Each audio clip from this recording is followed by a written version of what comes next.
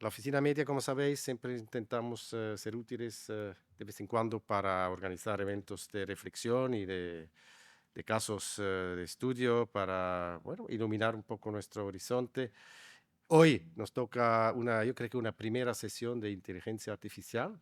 Habréis visto también que en las últimas semanas en Madrid y fuera de Madrid ha llovido sesiones sobre inteligencia artificial en diferentes contextos financieros, jurídicos, etcétera, etcétera. Nosotros hemos ya publicado en nuestra web algunos estudios europeos sobre cuestiones relacionadas con el asunto y vamos a publicar más porque también está lloviendo informes que se publican en todos los idiomas y la verdad es que algunos súper interesantes y yo creo que, bueno, pues aquí no podemos quedarnos atrás, abrir un debate que va a durar, que nos va a acompañar durante muchos años, seguramente, porque a haber muchos cambios en todos los sentidos. Aquí hoy tratamos de una aproximación un poco general.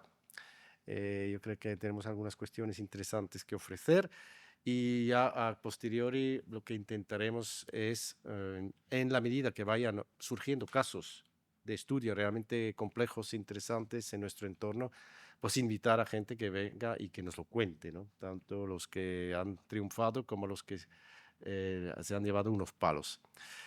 Mm, yo un poco documentándome y bueno, he visto que realmente, desde mi punto de vista, aquí se trata de una herramienta de trabajo, ¿no? Que se ofrece, la inteligencia artificial como base de diferentes herramientas de trabajo. Desde el punto de vista de un guionista, un creador, he detectado este fin de semana nada más que 11 diferentes herramientas ya disponibles, empezando por ChatGPT, pasando por Perplexity, Story Prism, Character AI, hasta acabar en Largo AI, que son muchos programas ya de referencia en la industria que se están utilizando todos los días, todos los días, todos los días en muchos despachos, ¿no? Y viéndolo un poco, que son muy complementarios, ¿no? La mayoría son americanos, alguno es francés y uno es chino, el DeepSeek, pero ya da ganas de investigar esto, ¿no? Es decir, que como creativo me daría ganas de investigar todo esto, de ver hasta dónde puedo llegar. Porque lo que veo es que aquí para creativos tenemos una oportunidad de inspirarnos, de optimizar algunos procesos de trabajo y también ser más eficientes en algunos aspectos de nuestra vida, siempre con el peligro también de distraernos o caer en algunas trampas de los cuales van a hablar aquí los expertos y las expertas, como por ejemplo riesgos que puede haber a la hora de apropiarse de datos de una manera ilícita, ¿no? O como yo lo llamo, caer en un plagio no intencionado o acabar en una situación en la que no sabes realmente explicar de dónde has sacado estos datos que vas moviendo por ahí, ¿no? Entonces, hablamos un poco de esto, quizás más de estos riesgos, porque las ventajas creo que están bastante claras, ¿no? Es decir, que aquí. Y también nos gustaría hablar de cómo afecta la AI o la IA actualmente y en un futuro cercano el mercado laboral, que hay unas ideas bastante bueno, sensatas. Y quizás también trataremos aquí de identificar algunos temas que serían buenos de ir bueno, cultivando en conversaciones, digamos, continuas dentro del sector, ¿no? Es decir, la formación seguramente es uno de ellos. Creo que la formación en inteligencia artificial ahora es una asignatura pendiente para todo el mundo a nivel individual y colectivo. Eh, es decir, personas profesionales, más empresas, más asociaciones gremiales, etcétera, etcétera. Y luego, bueno, a ver un poco hasta a dónde nos movemos, ¿no? Entonces, yo que soy muy optimista y veo que aquí hay un montón de oportunidades, pienso también que el ser humano tiene mucho de lo que no tiene la máquina, ¿no? Tenemos una perspectiva única que una máquina no suele tener, experiencias vividas también, intuición y empatía, todo lo que es lo emocional. Yo creo que la inteligencia artificial no es una cosa muy emocional, es más una cosa más un cerebro que una mente o una alma, ¿no? Entonces, yo por eso creo que tampoco nos va a comer vivos, ¿no? Y bueno, pues vosotros, abogados, que ahora mismo representáis aquí creativos y empresas de producción, etcétera, etcétera, habéis tenido ya una visión adquirida de varios meses, sino años, de cómo va la inteligencia artificial indagando en nuestro sector. Así que si queréis quizás empezar por ahí, Noemi. Comentaba que coincidía totalmente con Peter en que la inteligencia artificial es una herramienta. Creo que no ha llegado para sustituir o reemplazar a ninguno de los que estamos aquí, ni autores, ni actores, ni en la parte de producción, porque los miedos son recíprocos. Y siempre que irrumpe una nueva herramienta, ya pasó con el boom de Internet, el tránsito de la máquina de escribir al ordenador, probablemente, o sea, cambian los procesos, cambian las necesidades y, por tanto, se transforman los puestos de trabajo. Pero las características que tiene el ser humano no van a ser reemplazadas por una IA. En su caso, será una herramienta y una aliada para poder optimizar procesos. Peter ponía sobre la mesa el tema de los guionistas, o sea, y daba valor a que en un momento dado podía ser una herramienta interesante, pues para a lo mejor documentarse o incluso para perfilar determinadas cuestiones. Esto es así, pero luego es cierto que hay que ser muy cautos con la parte jurídica, porque ahora mismo tanto cadenas, plataformas y los productores, que son al final los que entregan el producto a estos terceros, te están poniendo determinados requisitos y necesitan tener una trazabilidad de qué es eso que estás entregando. Entonces, es una herramienta aliada, pero ojo con cómo lo usamos dentro de un proceso creativo, porque en un momento dado, si hay una participación de la IA en la escritura, por ejemplo, de un guión, no vamos a poder garantizar que eso es original y que no vulnera derechos de terceros, porque esa herramienta que hayamos utilizado no nos lo va a garantizar, al menos a día de hoy. Entonces, aquí hay que tener un equilibrio y siempre saber también para quién estamos haciendo el guión, quién nos lo encarga y cuáles son los límites en el uso de la IA. Porque el propio Ministerio de Cultura, en las ayudas generales y selectivas del ICA, te pide entregar una certificación de que efectivamente ese guión se ha realizado sin utilizar la herramienta o con un uso humano significativo.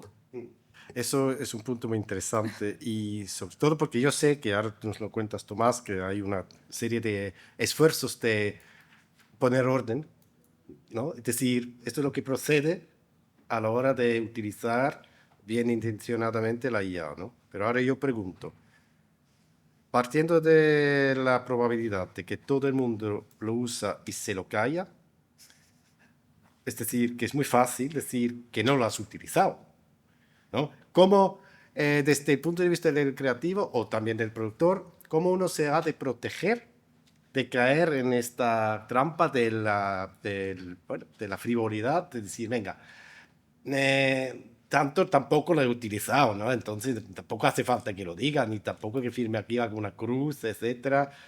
Pero ahí donde realmente tenemos que poner la higiene mental en este aspecto. Vamos a ver.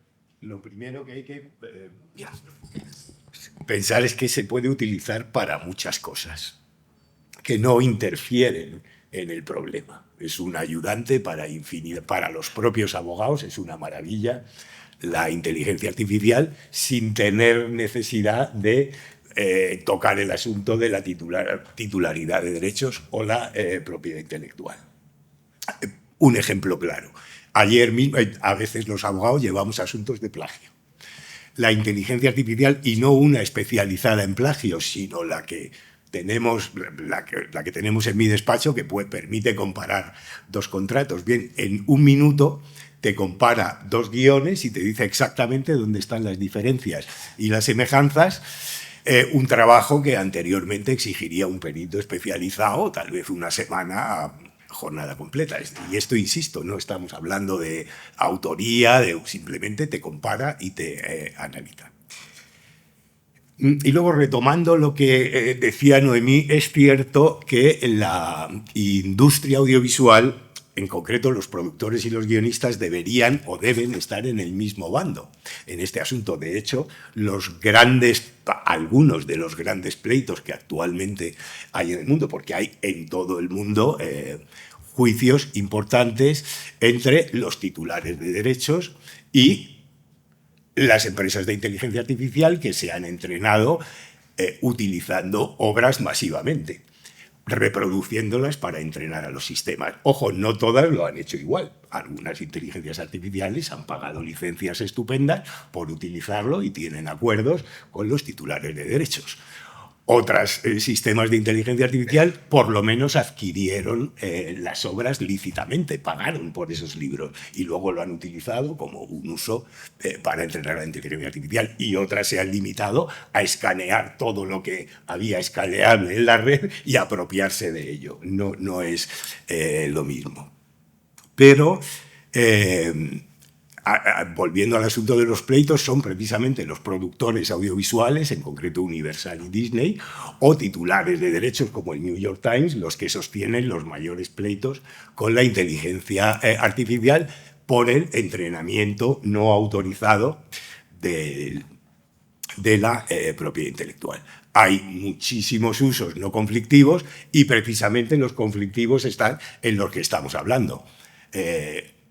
Utilizar la inteligencia artificial para suplir a los creadores o a los titulares de derechos, apropiándose de sus derechos que le han cedido los creadores. El activo de la industria audiovisual y el activo de los autores son los contenidos que crean, y hace muy bien en defenderlo frente a la inteligencia artificial, por mucho que esto sea un instrumento que usamos todos en nuestros trabajos y también en la producción audiovisual, donde se usa en multitud de funciones. Insisto, desde luego, tampoco son iguales todos los sistemas de propiedad intelectual. Algunos te indican sus fuentes y eso es súper importante. Hay una pregunta que tengo. Yo, como creativo, por ejemplo, me meto a trabajar con uno de estos programas de inteligencia artificial como Story Prism, por ejemplo, que no sé ni de dónde es, será americano, digo yo. Entonces, imagino que cuando doy al botón, antes tengo que dar un acepto todo, ¿no? Como en cualquier lugar, cuando tú coges cualquier programita tonto de turno, tienes que decir acepto todo, los cookies y todo lo demás, que son como 300 páginas que acepto sin saber lo que es. Y luego al productor le tengo que firmar un contrato de que todo lo que hago y que digo que es propiedad mía y es todo original, etcétera, etcétera.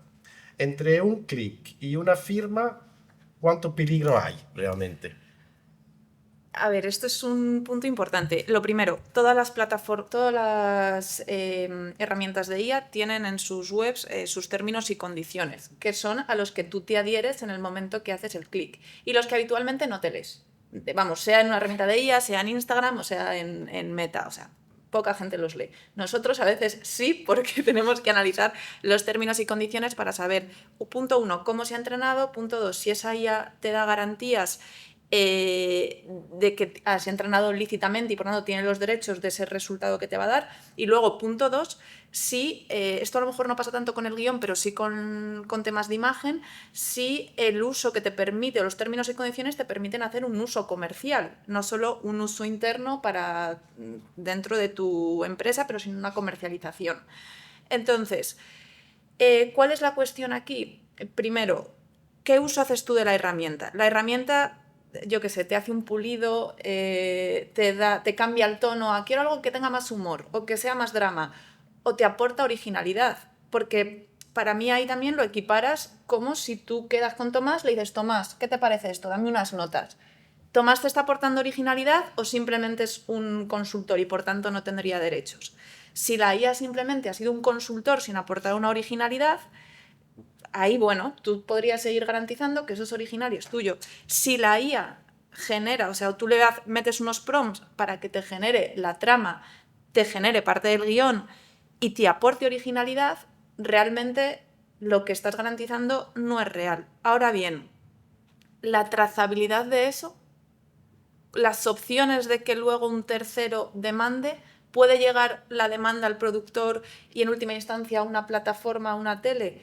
Yo lo veo remoto, pero sí que hay una brecha clarísima. O sea, esas demandas son las que están llegando a OpenIA, a todas estas empresas por músicos, por editores o por medios de comunicación y demás. Bueno, mira, hace como 15 años, en un caso de un cliente, él tenía en una película un plano. En el plano había una foto en un periódico. A ver, había un plano general dentro de una persona con un periódico, y en el periódico había una foto de una mano. Alguien lo habrá puesto ahí, de producción, ¿no? Y pues 3 semanas antes del estreno vino una carta de Hamburgo diciendo que esta foto de la mano es de un cliente nuestro, y si no lo pagáis ahora mismo 150.000 euros, os embargamos la película. ¿Vale? Imagina que hoy en día el de la mano, que habrá pues dicho a su abogado que mire todas las películas europeas por si acaso aparezca la mano, esto ahora lo puede hacer una IA, ¿no? Es decir, que ahora yo creo que puede haber un peligro de que todos estos posibles usos indebidos de imagen se vayan a detectar más fácilmente, porque imagino que también habrá programas para eso. Claro. ¿No? Ahora, el otro día estuve en una presentación de unos pitchings, ¿no? Que son estos eventos donde un laboratorio prestigioso europeo muestra la cosecha de su último taller. Y había la gente que venía, los guionistas y directores y productores, y habían puesto unas proyecciones de unas presentaciones, mood boards, incluso vídeos, ¿no? De cómo podría ser la cosa, y ahí aparecían un montón de imágenes de películas americanas, europeas, etcétera. Y entonces, claro, aquí hay un programa que para esto que se llama Stable Diffusion, que tú puedes crear un mood board pero animado, una especie de trailer, ¿no? Mood trailer lo llaman ahora, y te coge imágenes de todos los sitios. Y a mí personalmente esto me daría miedo, porque a mí me molestaría si fuera Jude Law, que en cada mood board de cada película española, alemana, italiana, no sé qué, aparezca yo sin que nadie me haya pedido permiso, porque estos en el fondo no van a comercializar este trailer, pero van a levantar financiación, ¿no? Entonces, ¿dónde hay que tener cuidado en estas cosas? Imágenes de actores y películas que tú utilizas tan alegremente. Vamos a ver, lo que pasa es que si el grado de difusión es importante, estás asumiendo un riesgo importante. Si es para una presentación donde hay pocas personas, probablemente no seas demandado. Vamos a ver, existen límites que podrían autorizar el derecho de cita, que es el que yo entiendo que podría acogerse, y que me temo que no, que solo podría tener fines científicos o de formación. No entraría en un supuesto protegido por el derecho de cita un uso comercial de alguna manera. Lo que pasa es que también hay, digamos, la teoría de los usos inocuos. ¿Qué daño? Y eso siempre se considera mucho a la hora de los procedimientos judiciales. ¿Qué daño real infringes al titular de derechos por la acción que, o sea, un juez siempre se va a fijar en eso? Como sabes, la reproducción privada está autorizada, y entre la reproducción privada y la reproducción comercial hay un margen de funcionamiento, y luego está el honor y la intimidad de las personas. Otra cosa ya es que utilicen tu imagen y que tú no quieras que la utilice. Desde luego tendrías una acción para demandar. Probablemente el resultado se limitaría a, vale, no lo vuelvas a hacer, y a una indemnización pequeña, lógicamente, si no demuestras. O grande. O grande si el uso es grande, claro. Depende. Lo que no hay en España, y yo diría que casi por desgracia, es indemnizaciones punitivas. O sea, por desgracia, aquí el juez se limita a medir el daño que tú puedes demostrar, y los daños no son fáciles de demostrar, sobre todo los daños en tu imagen. Y yo Es un límite, digamos, de nuestro sistema. Yo creo que a veces para reprimir determinadas conductas habría que sancionarlas severamente. Y no es eso la tendencia, digamos, de nuestra jurisprudencia en cuanto a indemnizaciones, tanto por daños patrimoniales que tienes que demostrar en general, y más difícil aún por daños morales. Vale. Pero, por ejemplo, si hago un mood trailer, que es una cosa que puedo hacer ahora, antes no podía. Ahora mi ordenador lo puede hacer. Pero no sería, por ejemplo, un acto de responsabilidad y también de buena educación y de agradecimiento, al menos poner al final del tráiler que los extractos de las películas han sido de estas películas y que el copyright lo tiene esta persona. Esto no sería un modo de, digamos... Bueno, el agradecimiento está muy bien, pero a nivel jurídico no te va a valer. No es recomendable. Sí, Bueno, o sea, te van a muy... Al menos no infringes el derecho moral, sí, pero o sea, no te pero hace inocente. me desde refiero, luego. vamos, y esto ya se escapa de lo hagas con una herramienta de IA o lo hagas con Photoshop. O sea, y para mí aquí viene el punto de la recognoscibilidad de lo que tú estás metiendo. O sea, si tú metes la imagen de un actor americano en tu promo o en tu moodboard o lo que sea, para comercializar tu empresa, para comercializar tus servicios o un proyecto concreto, desde mi punto de vista estás vulnerando su derecho a la propia imagen, al menos al amparo de la normativa española. Esto en Estados Unidos tiene bastantes matices, porque ahí está el tema del publicity, que no funciona exactamente igual que aquí, igual que el tema del fair use, que además esto ha sido un punto importante en algunos de los pleitos de IA, que si queréis ahora entramos. Entonces, para mí, efectivamente, va a depender, o sea, es cierto que no es lo mismo en este auditorio poner la imagen de Angelina Jolie y venderte mi empresa con la imagen de Angelina Jolie que irte al Festival de Berlín y tener los carteles de, yo qué sé, de mi empresa productora y distribuidora con la cara de Angelina Jolie. Pues probablemente esté asumiendo un riesgo menor. Entonces, aquí es una cuestión de la exhibición que tiene ese acto ilícito, porque para mí estás cometiendo un acto ilícito, sea con IA o sea con lo que sea. Entonces, con esa exhibición también las probabilidades de que te demanden o no, pero estás jugando a la ruleta rusa. Porque nunca sabes si de repente aquí está su primo y dice, pero bueno, si fui aquí y esto ha pasado, o sea, a mí me ha pasado con clientes, fui aquí y esto y dices, pero ¿cómo se ha enterado? Si era incluso en dosieres que solo en principio has circulado a teles, plataformas y financiadores con la cara de una actriz que no te ha autorizado en un momento dado a estar en ese dossier. Claro, porque además tampoco sabes muy bien si estás siendo filmado o no, porque una presentación de un pitching muchas veces se filma y luego acaba en internet en algún sitio y ahí está. Y a ver quién lo quita, ¿no? Entonces no se puede quitar, ¿no? Pero aquí la pregunta es, tú has dicho fair use, tú has dicho publicity, has dicho algo más. ¿Alguien de aquí podría levantar la mano y afirmar que se siente totalmente familiarizado con estos términos porque ya se lo sabe? ¿Sí? ¿Una persona? ¿Dos? ¿Tres? Vale, digamos un 5% de la sala está familiarizado con esto. Entonces, esto me lleva a un punto de que quizás podríamos aquí anotar y decir, es obligatorio crear un glosario, ¿no? De términos antes mencionados y otros muchos que vendrán después, y hacer digamos, un folleto básico de antes de darle al botón, léete este folleto, ¿no? Por si acaso. Entonces, yo creo que sería interesante que sobre todo asociaciones de guionistas y de creadores en general, pero también de productores, identifiquemos cuál sería el papel de reglas básicas a conocer, entender y respetar antes de darle al botón, ¿no? Estamos de acuerdo que esto sería interesante, sobre todo en castellano, porque tú le das a cualquier botón de esto y todo te salta en inglés o en chino. Y a ver, ya es difícil de enterarte, entonces quizás deberíamos de buscar mecanismos de facilitar un poco el aterrizaje en este tipo de fango, ¿no? Para que no nos pillen ahí los monstruos. Bien, desde luego que hay que saber dónde pisa uno. En este sentido, recordaréis la huelga de guionistas que acabó en un acuerdo razonable, que ambas partes consideraron razonable, entre los guionistas y las productoras. ¿Y ¿en qué sentido era razonable el acuerdo?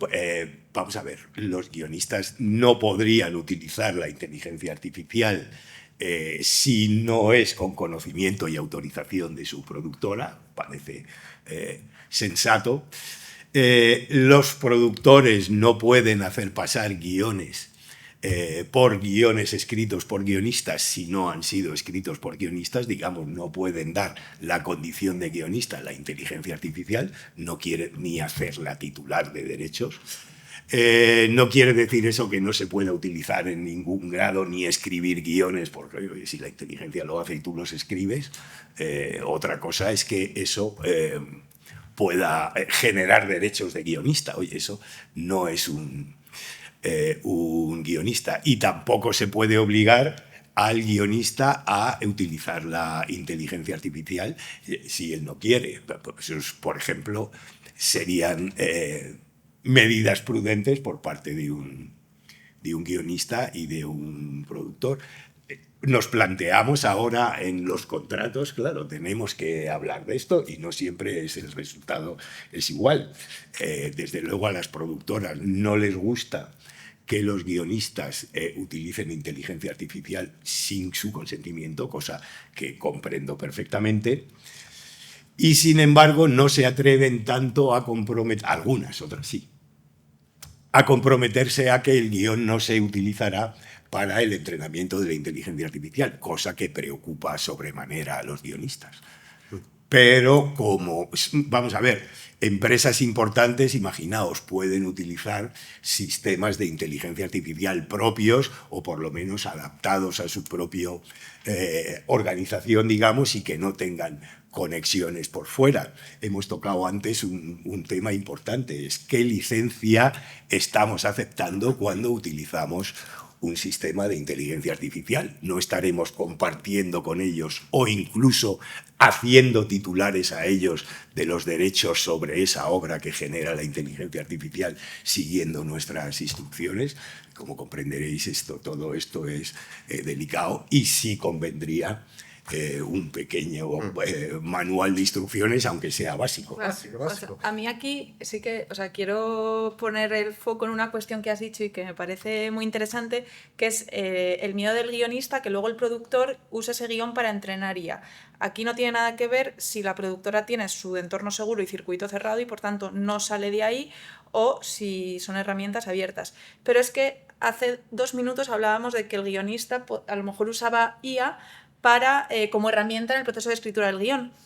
Y yo te diría que en el 80% de los casos el guionista que usa IA usa ChatGPT o herramientas abiertas y gratuitas. Por tanto, es el propio guionista el que está entrenando a la IA en el momento que vuelca su guión o trozos del guión y se alimentan de ello. Porque una vez que la película se estrene, estas grandes... o sea, las empresas de IA que escanean, por así decir, el acervo cultural global, van a coger esa película, la van a escanear, van a extractarlo y de ahí sacarán un conocimiento que probablemente no sea reconocible y ya no sepa decir esto es mío o no.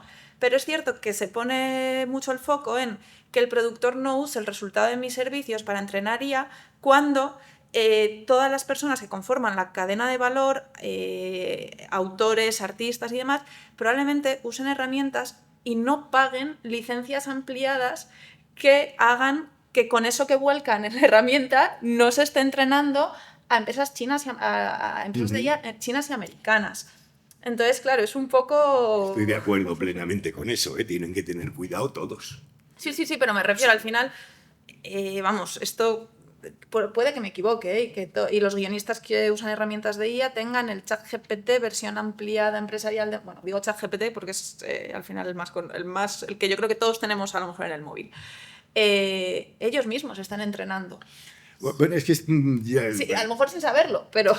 Hombre, lo que pasa es que yo creo que al principio he planteado el asunto, el ChatGPT se puede utilizar para muchas cosas y para escribir tus guiones es lo más inteligente. Para documentarte es una maravilla. Yo no escribiría mis demandas con ChatGPT y, ojo, cometen errores importantes. Sí, sí, no, está nuestras bases de datos especializadas, tal vez porque no las hemos entrenado suficiente, hay que vigilarlas y eso es una constante en el uso de la inteligencia artificial. Es inteligencia, pero no es humana. Y puede cometer errores importantes y necesita sus resultados, supervisión humana, diría que siempre. Desde mi punto de vista, sí. Si no, estás asumiendo un riesgo importante y esto lo tienen que saber los productores, los guionistas, los abogados. No es un instrumento para crear, digamos, es un instrumento para documentarte y organizar tus datos. Es maravilloso, pero ten cuidado con él, porque no le puedes pedir otras cosas.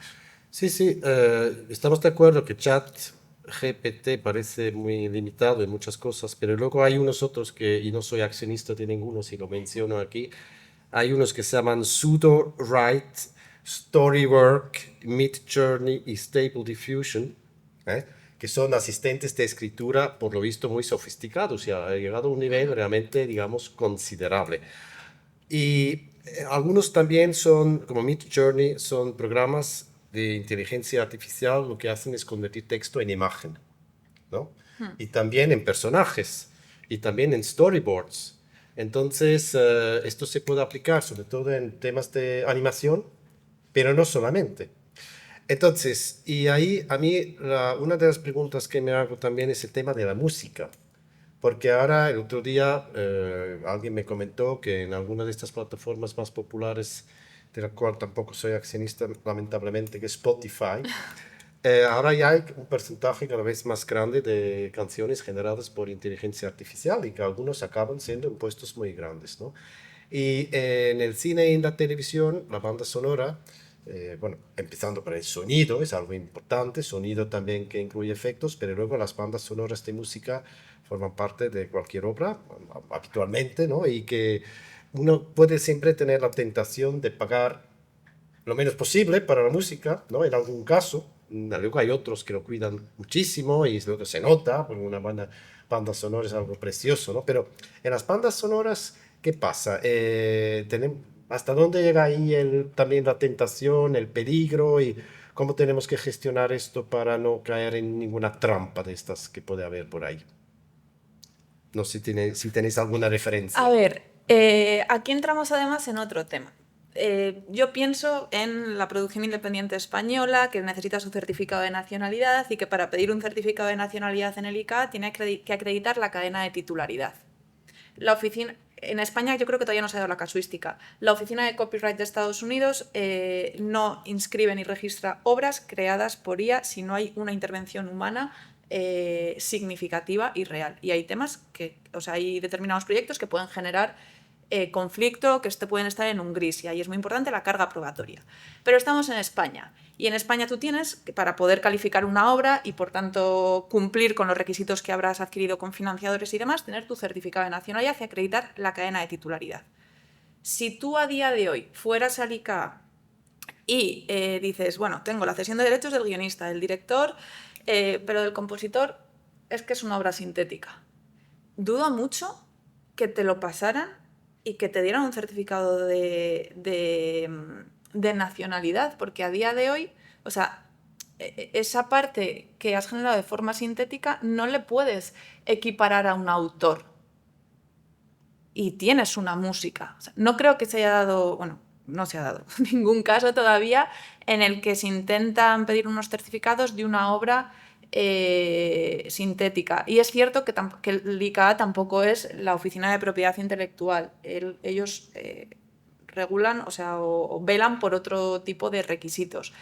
Pero se abrió un debate muy importante que existe a día de hoy. Mira, el otro día un guionista me mandó un guión y me mandó una MP3, una canción como él se lo imaginaba de la película.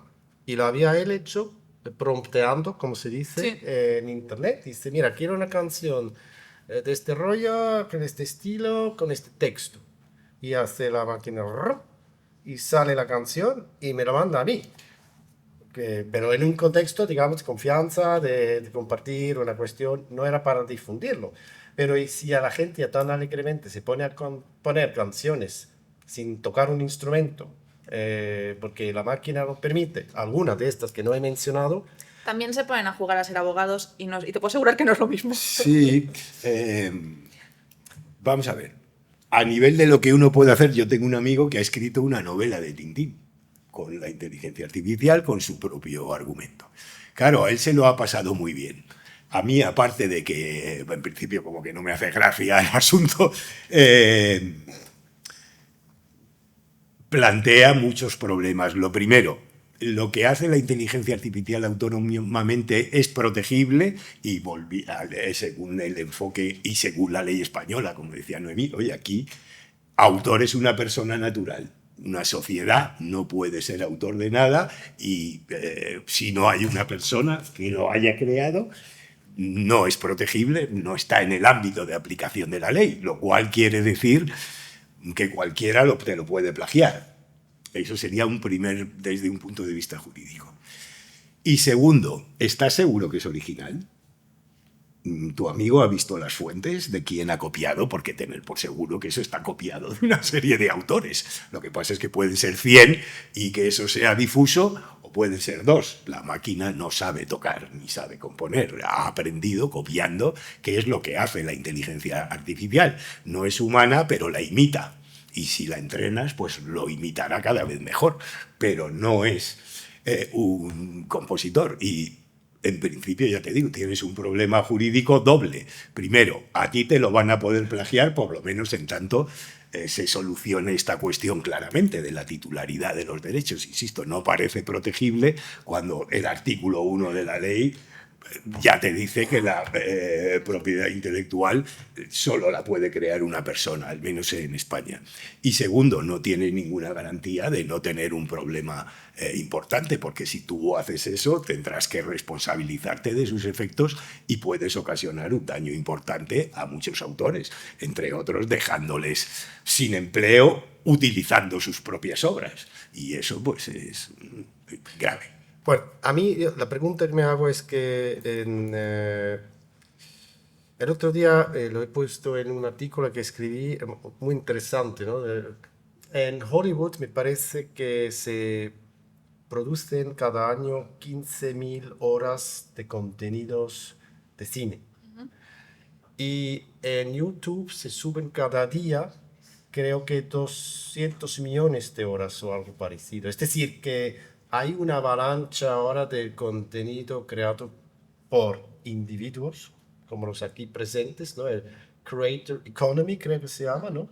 Donde realmente hay unas avalanchas absolutamente gigantescas de contenido que se suben, contenidos de todo tipo, corto, factual, fiction, animation, todo, miniseries de capítulos de 3 minutos, etcétera, hecho en casa.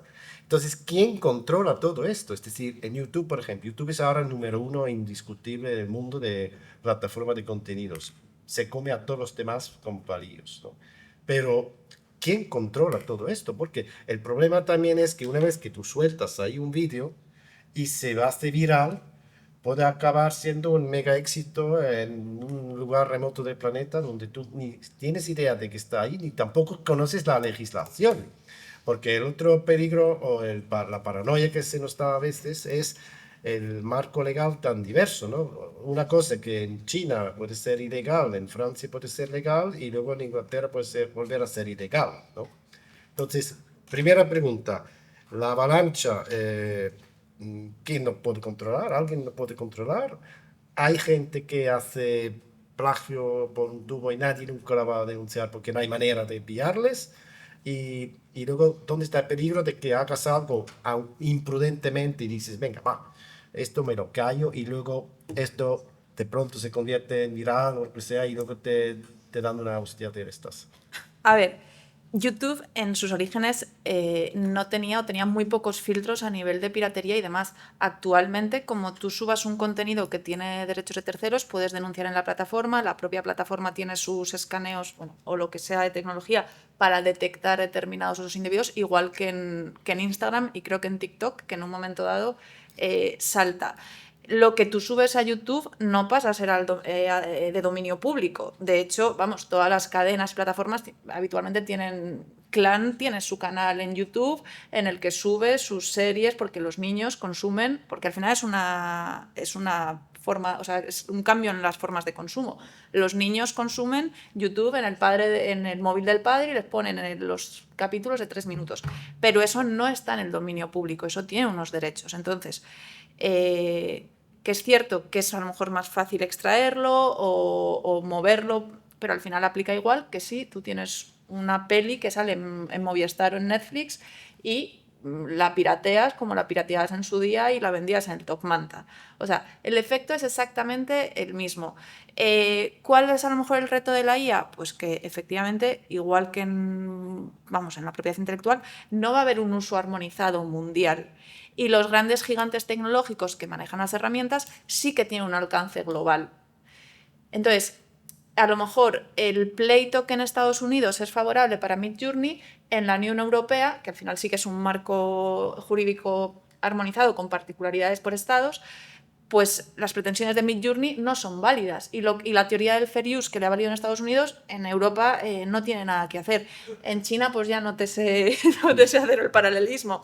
Pero ahí el conflicto del problema yo creo que se lo están encontrando estas grandes tecnológicas, que no es lo mismo, no les vale lo mismo en un estado o en otro.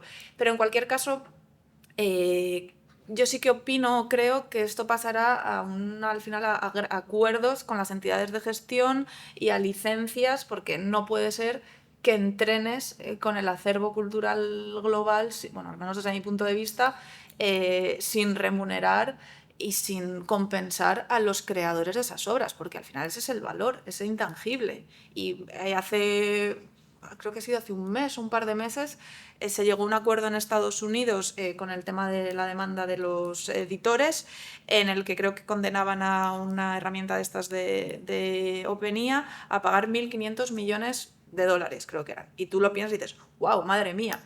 Claro, habían escaneado obra pirata, no sé cuantísimos volúmenes.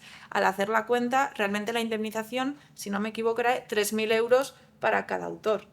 Entonces, claro, ¿de qué se había alimentado? Es que a lo mejor era de miles o millones de obras para las cuales no tenían derechos.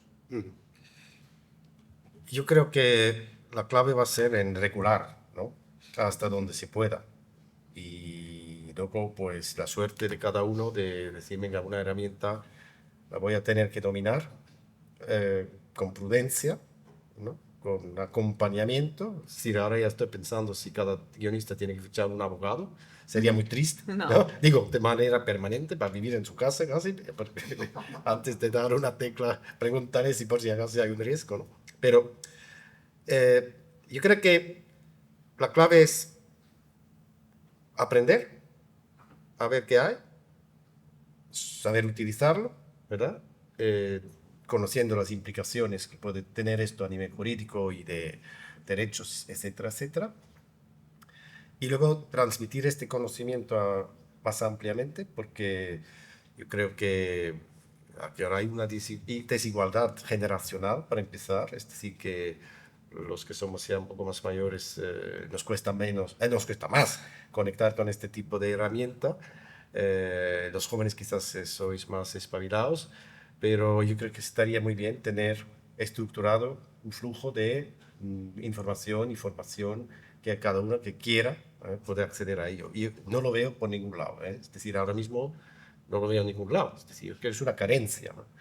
Yo invito a las instituciones aquí presentes y otras también de reflexionar sobre esto, ¿no? Si no fuera una buena inversión, un poco hacer esto, y también las asociaciones, lógicamente, ¿no? Tanto de productores como de guionistas, donde vosotros estáis muy activos, que se planteen algo de esto a nivel español y también europeo, ¿no? Pero luego, para terminar, quizás poco a poco, antes habíamos dicho que esto va a tener o está ya teniendo un efecto en el tejido industrial a nivel de puestos de trabajo, ¿no? Entonces, Tomás, si quieres, quizás, porque tú has hecho esta reflexión, que te agradezco mucho, de dónde está la oportunidad y dónde está quizás la necesidad de replantearse cosas, porque uno puede estar amenazado por el perfil profesional que tenga, ¿no? ¿Qué podemos aquí decir claramente que son tendencias? Vamos a ver. Trabajos amenazados claramente, los que pueden automatizarse. Por ejemplo, los conductores les queda poco en general, tanto de rodaje como los taxistas, como los... ¿Por qué? Porque el vehículo autónomo está muy desarrollado. Y cualquier tipo de empleo que suponga tareas predecibles, si hay un semáforo rojo, tú paras. Líneas de ensamblaje de cualquier tipo va a desaparecer. Esto entre la inteligencia artificial y la robótica lo hacen desaparecer. Imaginaos los sistemas de autofocus, seguimiento de personas. Un foquista va a desaparecer, pues probablemente los haya muy especializados para pero digamos todos los oficios básicos están en peligro. Igualmente, asistentes administrativos y tareas de oficina, planificación de rodajes. Esto te lo hace la inteligencia artificial muchísimo, muy eficazmente. A lo mejor solo necesitas una persona para controlar todo el plan de rodaje. En general, asistentes administrativos y tareas de oficina tienden a estar en riesgo. Contabilidad y tareas financieras, lo mismo. Todo esto, la inteligencia artificial nos puede dar muchísimas soluciones. ¿Y qué empleos, sin embargo, no pueden, por lo menos hasta ahora, ser sustituidos? Pues precisamente los que requieren talento artístico, digamos, empatía, juicio clínico. Pues decíamos, la inteligencia puede ser inteligencia, pero no es humano. Precisamente lo especial humano es lo que no podemos ser sustituidos y, por lo tanto, tenemos garantías de empleo en guionistas, desde luego, médicos, enfermeros, maestros, los oficios manuales también. No pueden los mecánicos, pues esas personas vamos a seguir necesitando mecánicos de los antiguos. Pero los artistas y diseñadores en general pueden tener mucho apoyo en la inteligencia artificial, pero su originalidad va a seguir siendo necesaria, su trabajo personal y su impronta personal.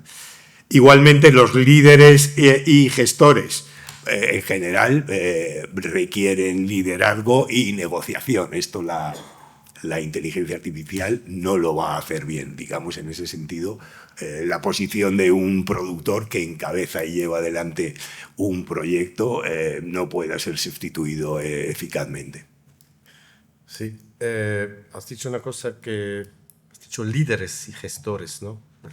Un estudio recientemente publicado indica que en algunas de las grandes plataformas que hay, ¿verdad? No digo ninguna, pero grandes, digamos, hay gente que decide, porque claro, ellos reciben, imagino, avalanchas de propuestas de historias en forma de guión, en forma de proyecto, etcétera, etcétera. Entonces hay aquí unos líderes y también expertos financieros que tienen que decidir de cada entrada de propuesta si es que sí, si es que quizás o si es que no vamos a tratar de levantar estos proyectos, ¿no? Y por lo visto, en la toma de decisiones, los algoritmos tienen un peso de cerca del 80%, ¿vale? Los algoritmos, todos sabemos ya más o menos, o hemos oído hablar del algoritmo. El algoritmo es algo que lo que te dice es algo por esencia del algoritmo, ¿no? que dice, esto va a funcionar o no según lo que hemos aprendido en el pasado, ¿vale? Y, bueno, los algoritmos tienen una gran importancia, porque si es el 80% casi, digamos que un gran peso, ¿no? Luego no hay que olvidar que un algoritmo siempre va retrasado, porque lo que dice hoy el algoritmo, dentro de 6 meses ya no es lo mismo. Pero una película, desde que el productor toma la decisión de ponerla en marcha, hasta que la estrene son mínimo 2 años, ¿no? Muchas veces son 5 años o incluso más. Entonces el algoritmo perfecto no es, pero aún así se utiliza mucho para decir que no, sobre todo, ¿verdad? Y algunas veces también para decir que sí. desde el punto de vista nuestro, los algoritmos son, digamos, resultado de un análisis de datos. Pero estos datos no los tiene cualquiera, ¿no? La grande plataforma, por ejemplo, a la que hago mención, no me conste que los comparte con nadie, y la otra quizás tampoco, y la otra quizás tampoco.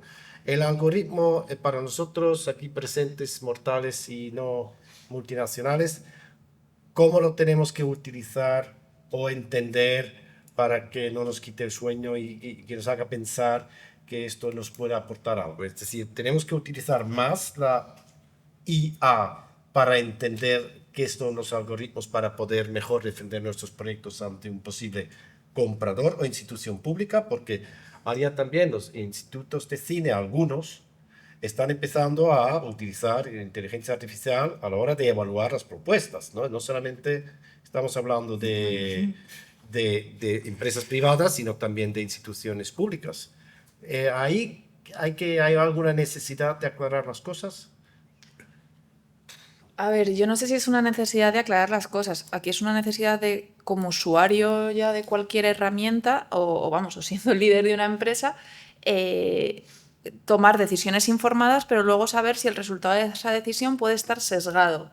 Porque, no sé, cada uno seguro, pues, imagino que un gran porcentaje de los presentes en la sala tenéis Instagram, pues en tu feed lo que te sale de repente solo son fotos de perros, o de repente pasas al tema crianza, no sé qué, o sea, y dices, ¿por qué solo me sale esto? Y miras el de tu vecino y es totalmente diferente. Entonces, es cierto que el tema del algoritmo puede influir mucho en la información que te llega y en el nivel de manipulación que todas estas grandes corporaciones que al final viven de tus datos y te quieren inducir en determinadas decisiones pueden acarrear. O sea, cualquier plataforma de contenidos audiovisuales, ellos utilizan herramientas de IA para escanear todas sus pelis y hacer las recomendaciones.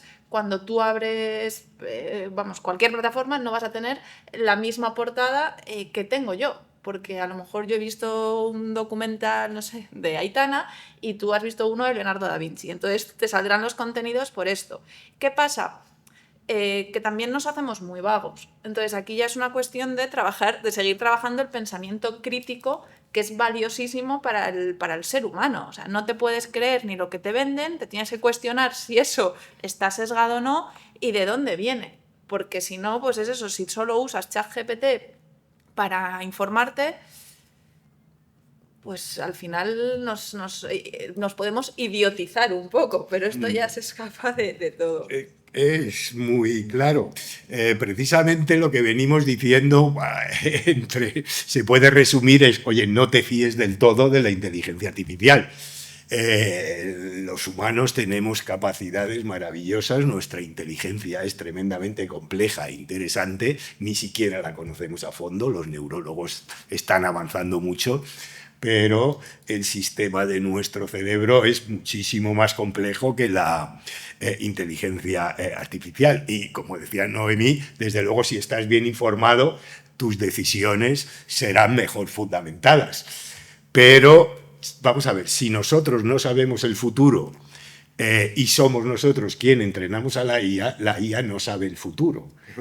Se va a equivocar, igual que vamos a ver cuántas grandes obras han sido despreciadas por la industria, incluida la audiovisual, no solo la artística, volviendo a Van Gogh y cosas así, sino guiones fantásticos. De los mejores guiones del cine español ha tenido el guionista que recorrer durante años productoras hasta que un productor ha creído en él, le ha pagado lo que ha podido y era un pequeño productor y de ahí arrancó una gran productora en algunos casos, ¿no? Estas cosas ocurren y si te fías de la inteligencia artificial, yo creo que van a ocurrir más. El talento humano es lo que hasta ahora nos sustituye la inteligencia artificial y, ojo, esperemos que siga siendo así. Porque, y desde luego es un riesgo si la inteligencia, lo que pasa es que tampoco quiero ponerme yo catastrofista, pero si la inteligencia artificial aprende de verdad, pues puede que aprenda demasiado y con el riesgo que decíamos, y esto es evidente también en otras tecnologías, cuando una capacidad humana se sustituye por una máquina, el humano pierde esa capacidad. Poniendo un ejemplo obvio. Todos los animales, o muchísimos animales, saben orientarse. los peces, los pájaros en sus emigraciones, los ñus en África. Nosotros ya no. ¿Por qué? Porque utilizamos aparatos, utilizamos mapas. Nadie mira el sol. Lo mismo puede ocurrir con escribir guiones. Se necesitan unos talentos, desde luego hay grandes guionistas a los que se paga muchísimo dinero porque se sabe que ellos hacen guiones estupendos y se les elige precisamente por eso. Si nos hace este trabajo la inteligencia artificial y aprende, nosotros vamos a dejar de saber hacerlo y será entonces la inteligencia artificial la que nos gobierne. Esto es, insisto, no es deseable, potenciemos lo otro.